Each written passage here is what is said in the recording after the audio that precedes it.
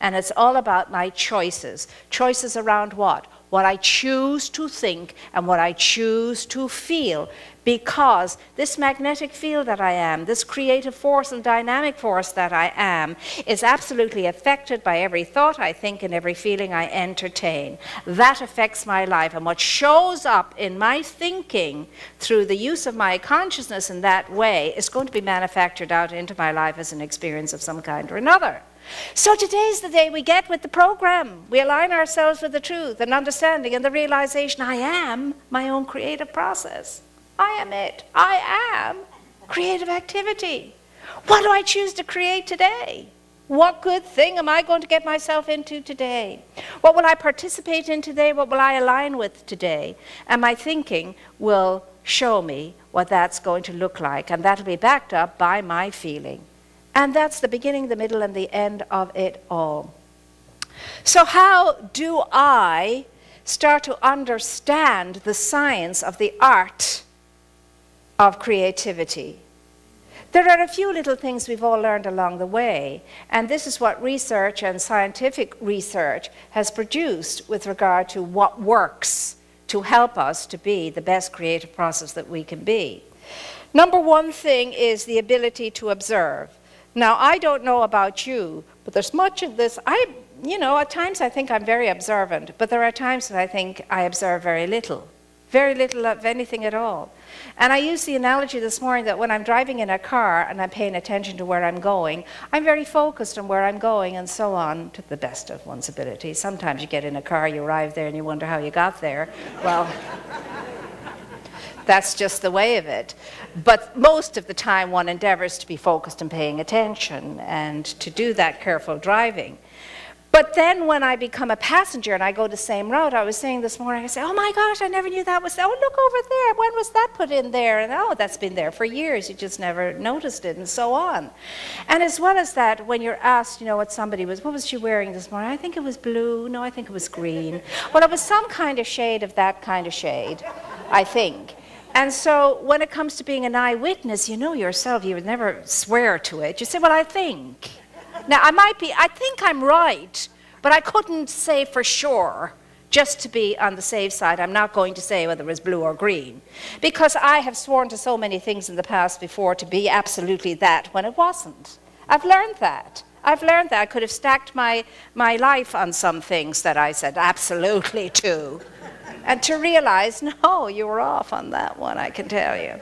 So observation is essential to the emerging, unfolding spiritualization of our beings. Absolutely, observation is key. Why is that? It's because there are two aspects to our being. I'm not going to say that we're dualistic in that way, but there are two aspects to our being. There's the you that's living your life. And then there's the you that's observing you and watching you as you live your life. There's the two yous, or the two I's, as the case may be. Most of the time, we operate at the level of the you that's living life and getting on with it. La-di-da, la-di, anyhow, la-di-da, la-di-da. And that is the part of us that is living the illusionary experience on this plane, the dream, and thinking it's real. We're living the dream and thinking it's real. It's the egoic self that lives in the dream and thinks it's real. But now, of course, dreams are as real as anything else. The other night I was dreaming that I was eating strawberries that had been soaked in champagne. Yeah. I was drinking the champagne and eating the strawberries, but I prefer the strawberries because I don't particularly like champagne. Even in my dream, I didn't particularly like the champagne. But I did enjoy the strawberries, and when I broke into the center, there was a little cup of the champagne. I think it was Cristal, actually, in the middle of the strawberry, and it was very, very yummy and very visceral and very real to me. And I woke up going like this, you know? So don't tell me that that wasn't real. It was very real. I enjoyed it, I have to say. But there is that part of us that are that's living in the dream. And as long as we can differentiate what's the dream and what is not the dream, and what's a wakeful state and what's not a wakeful state, it's an okay thing. Observation is very important in all of this. But the one that's observing us, the I that's observing us, the you that is observing, is the essential self of you and the essential self of me. It's the big, huge, wise, knowing, balanced, integrated self of us that's going, she's actually doing that. She actually went ahead and did that. Isn't this interesting? We'll see how she gets herself out of this one. And so that observer is the one that keeps us on the straight and narrow and keeps us focused and keeps us centered and keeps us moving, unfolding as we are supposed to, if we're in relationship with it, if we have a recognition of it, if we have an awareness of it, and if we're tuned into it. So we must be that in order for that to work for us. So I was just sharing again this morning, for example, which is very vivid for all of us, I think, to get the idea. I sit down to have my dinner. I prepare my dinner. I put the food on the plate. I look at the plate. Is there too much on it? Is there too little on it? Is it just enough on the plate? Does it look good? Does it make me feel good? Is it appetizing? Is it inviting? Does it make me think, oh, goody, I get to sit down now and have a lovely meal? There's that about it. Just to practice observation skills, I'm asking us to do it with a meal, with food, because God knows we're all connected to food. And so we can do that, and then to notice as we're eating our food, to taste the food and to notice the different textures and so on and so forth. More than anything else, to notice when you're full. You have to look at what your body's feeling as well as what your mind is thinking. And when you get to be full, pause and say to yourself, I am full, I feel sated. And look at your plate and say, but there's half the food is still on the plate. And then the observer is saying to you, you're full. Your ego self is saying, you've only eaten half of your food. Don't let that go to waste. It's so yummy and good. Don't waste good food. There's our children starving somewhere in the world. Your mother then begins to speak to you. And so there's all that going on, and all the time the observer is saying, you're full. What is it about not stopping here, even though half of your plate is full of food? Understand that if you stop here and feel good and sated and grateful for what you've had, lovely, delicious food, you're not going to lose out on anything. This food will not be lost to you. You don't have to lose this food and its experience to yourself. You could carefully wrap it up, put it in the refrigerator, and then later on take it out and have the joy of it all over again. Enjoy it again when you're feeling hungry and you can really appreciate it. This is what the observer is saying to you. And then you have that moment of pause where you make your decision. Am I going to gobble it all up, stuff it in all the way? Because really, I think I have a bit of room left anyway. I don't think I'm really full. You know, I could eat another little bit, you see, until you're licking the plate, you see. And then you're, oh gosh, I feel bloated, I feel stuffed. Well, of course you do. You went beyond your capacity. And your stomach is letting you know. So that's just one exercise I'm giving us all this week to practice with regard to observation, and also to test our ability to be in control of our lives, be in control of our decisions, and to make wise decisions that support us. Now, what would be a good reason for me to stop when I know I'm full? Well, number one, I'm full. Number two, I recently made the commitment to myself that I was going to now view my food as something that supports my health and well-being. I've created for myself a new paradigm. I see myself as healthier, slimmer, much more vital and energetic in my life and living. This is the you I want to be. Why would I compromise that? Why now am I going to jeopardize that? Why would I step away from my alignment with this commitment I've made to myself? Because every time I do, I weaken my resolve for good in my life, all good in my life. Every time I do, I slow down the process of my demonstration of my good. So what's going to cause me to keep doing that? I'll tell you one thing. Listen to your observer. Listen to your observer. Pay attention to your observer. It's going to be hard in the beginning because you're used to doing things the one way you've always done things. I'll do it when I like, as I like, and how I like, and nobody's going to tell me, even if it is the observer of my own being and my self-essence. I'll do it my way, which is the little me way, and it doesn't really work for us. So pay attention and observe. Be as observant as you possibly can be, because that means to be present. To be present, to be in the moment now, to be living your life and not just swooshing through it, but to be actually living your life. I'll give you a very, very wise line to remember now. To make haste, go slowly. To make haste, go slowly. I'll say it again. To make haste, go slowly. If you want your dream to grow, take your time, go slowly. Little song that keeps repeating itself over and over again. That's what it takes. To birth anything, there's a gestation period. There's a pregnant period.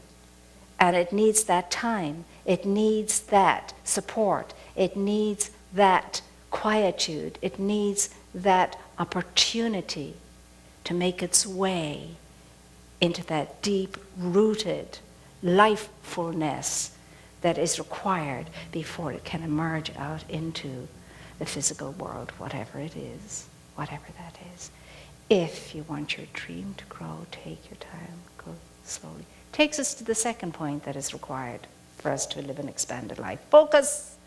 The children come in and they sing that little song, focus, you've got to focus, and the good comes shining through.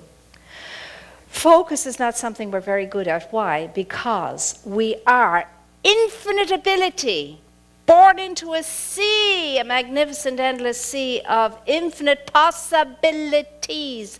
Possibilities are all around us and about us. They're crowding in on us up and down the yin-yang, any which way you go. That infinite possibility is around and about you. But in order to realize any possibility, you must be able to move through the petri dish of it all, hone in on one cellular thought or idea, pick it out, pluck it out for nurturing and nourishing and ripening, and let that be your focus, because that's the way the law of mind works. So yes, there's all these other wonderful possibilities out there, fuzzy in the background surrounding this one idea. Go for the one idea. The fuzziness of the others, when you begin to bring them in as the focus of your attention, will clear for you when that time is ripe. Now the time is ripe for this one idea. Here's the beauty of that thought, You have this thought. And now when this thought comes and it appears to you to be a really good thought, you'll know if it's good, if it fills you with a sense of delight, if it fills you with a sense of thrill, if it fills you with a sense of, gee, I can't wait for this to happen. If it keeps doing that to you and coming through you in that energy with a mightiness, with a power, with a force that says this must be expressed, well, go with that one. Pick that one out and go with that one and sustain it and maintain it at that level. And that one thought produces another one and another one and another one that's similar. How is that? Because you're a magnetic field.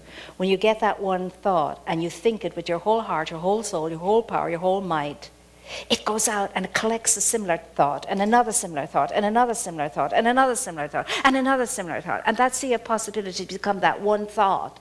That one thought becomes present everywhere. It is present every single where. Everywhere it's present. And so you have this magnificent force waiting for your direction, waiting for your availability, waiting for your saying yes to it so that it can come into your life and be an experience in your life for your good. That's the way it works. One thought, attracting the same thought, the same thought, the same thought, the same thought, from everywhere, coming to you, empowering you, until you hit that point where you say yes to it. There's your focus. Once you have the focus, you've got to go into visualization. So it's observation, focus, visualization. In visualization, you have to remember this one thing. The realization of your ideas is never about the process. It's always about the end result. The process has nothing got to do with you. The end result has. So in visualization, you take that powerful, awesome thought that's filling you, inspiring you, delighting you, and so on, and you set it up, not out there, but in the theater of your mind. You set it up in the theater of your mind, and you move into it, and you become part of it, and you're real in it. And you create a reality on the interior side of life that's more real than any reality you could experience in the physical. It's like having those strawberries and enjoying them. And you set yourself there as the lead character, the main character, and you create the scenario the way you want it to happen, the way you want it to play out. And the more detailed you can be, the better you can be. If there's a little fuzzy corner, hone in on the fuzzy corner and create the detail there. And keep seeing that and picturing that and seeing that and picturing that until you begin to feel it in every aspect of your being. You feel that this is so. You feel that this is so. Then you assume the whole idea of that already being in place, out in your life, going on, happening. And then when you come back into the marketplace, you begin to think like it's so. You begin to feel like it's so. You begin to act like it's so. And lo and behold, one day you wake up and there it is. It is so. That's how you do it. That's how you do it. That's how you expand your good and bring good into your life. You become observant. You get in touch with the observer of your being, your true essential self.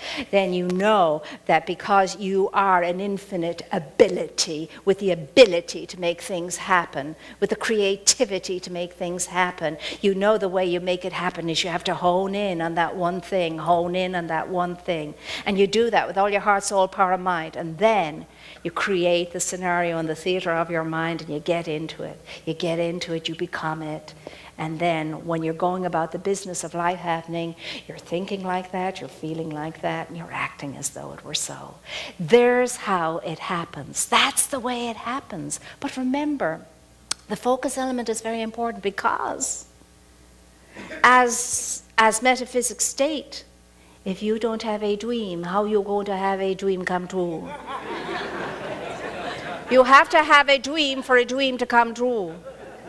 You must. So that's where the focus is important. You have your dream, you have your desire, you have the good that you want to express and experience. And here's the kicker. This is the beauty of it. It has nothing got to do with how you've been living your life. It has nothing got to do with your deservability, thank God, because we don't deserve much of anything when it comes to it. It has to do with your entitlement. This is your entitlement. You are the creative process. You have the Aladdin's lamp. You are the genie. That's what it's all about. You just have to know it, recognize it, and be available to it. Show up for it. Say yes to it. Regardless of all the nonsense you've been believing about yourself up until this moment. And remember this, whatever it is you're going to realize it, you're not going to realize it until you accept its sense and sensibility. You can't be going around telling yourself you're healthy when you're dragging yourself along and you're happy to tell everybody who comes your way how you're feeling and where the pain is and where the ache is and how many visits you've had to the doctor and what they're going to do with you if they ever can find out what to do with you and so on and so forth, etc. It's not going to happen. You're not going to engage in that vitality, vim, vigor, and zest of a healthy mind, a healthy life, a healthy body. You have to be it. So when there's one wheel on your wagon, you have to behave as though you have four on your wagon and a spare. Even though you know yourself that that's pushing it a bit, but nevertheless it's doable, it's doable, it's doable. And so when people ask you how you are, instead of telling them, just say, oh, I'm blessed. I'm blessed. That's my answer to everybody. It doesn't matter what's going on. I'm blessed because that's the truth. That's truth. That's the truth. I'm blessed, and so are you in so many ways. It's just you don't hone in on your blessings. You hone in on what you think is the opposite of a blessing. Because we're used to observing the negative and not the affirmative or the truth. So it's up to you. I'm inviting us all this week to have a fabulous good time and play with this and have a great time this week observing. Have a great time this week focusing. Have a great time this week visualizing. Make it fun, for heaven's sake. Not a chore. If it's going to be a chore, you're not going to succeed in it. You have to make it playtime. Spiritual playtime coming up. I'm jumping into the sandbox now. This is it. Whoops-de-doo. Let me see that sand flying all over the place because every grain is demonstrating that you have an infinite possibility within that grain and you're the creator of it all. If you want to be, do you want to be? Yes. Do you want to be in charge of your life? Yes. Do you want to take dominion? Yes. Do you want to move into your own sovereignty? Yes. Do you want to rule your kingdom wisely and well, with kindness, goodness, compassion, enlightenment? Do you think you can do it? Do you know you can do it? But are you ready to do it? When? And so it is.